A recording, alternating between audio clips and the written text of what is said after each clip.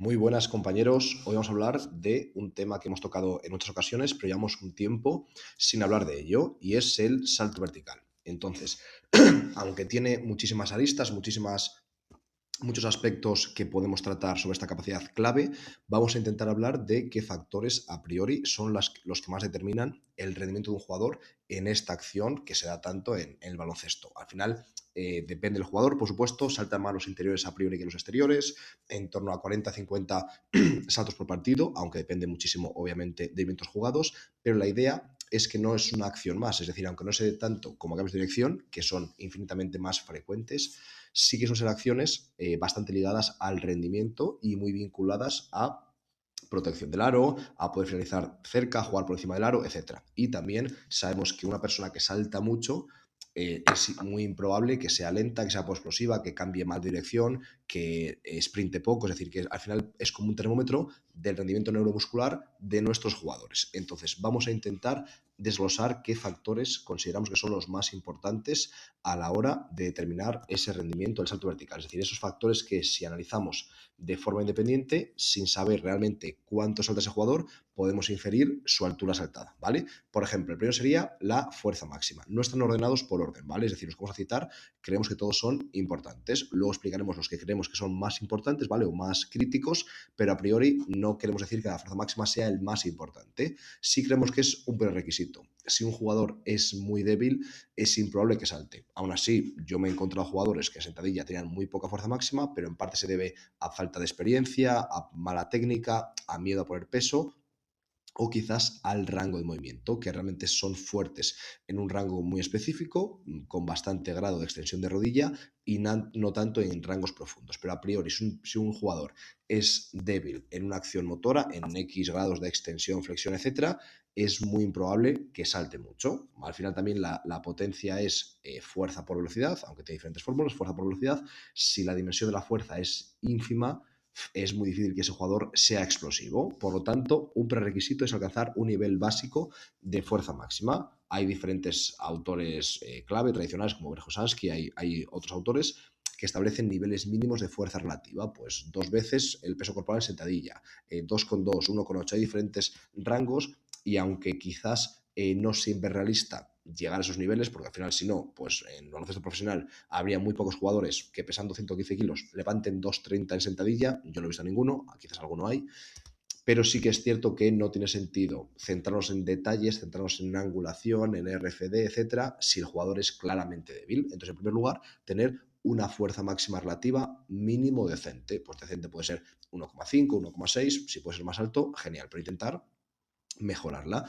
Y la idea en fuerza máxima es que sea fuerte en todo el rango. Es decir, aunque nunca vamos a saltar como una sentadilla profunda o casi profunda, sí que es interesante que seamos fuertes en todo el rango para no hacer solamente el rango específico del salto vertical en el entrenamiento de fuerza. Eso, aunque a priori para el salto también nos va a ayudar a hacer parte de los ejercicios en ese rango, como luego hablaremos, la idea es que tengamos un desarrollo mucho más armónico y que podamos trabajar en toda la longitud del recorrido articular, que la articulación sea fuerte en todo su recorrido. Eso os va a dar más resiliencia, más longevidad y que el jugador a priori pues sea menos propenso a lesionarse, ¿vale?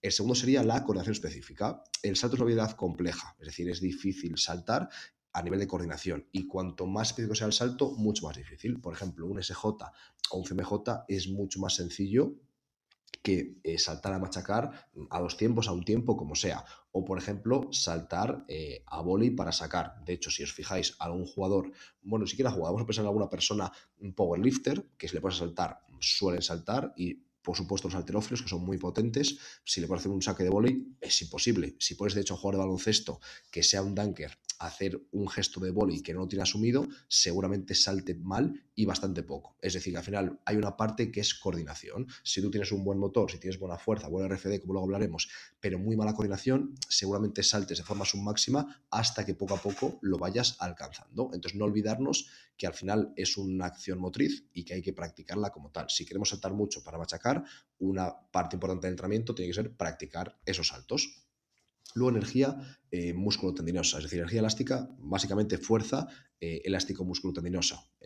Básicamente la idea es vale, tenemos que intentar hacer que nuestros tendones, nuestra musculatura, la unión miotendinosa, sea como un muelle, que no solamente tengamos ese motor puro de fuerza máxima de RFD, como lo comentaremos, sino también que seamos casi como muelles. Esto suele ocurrir bastante en jugadores africanos, aunque por supuesto depende de la persona, pero muchas veces hay jugadores que son súper delgaditos, que da la sensación de que no tienen casi masa muscular, que tampoco mueven mucho peso, pero es tocar el suelo y se levantan.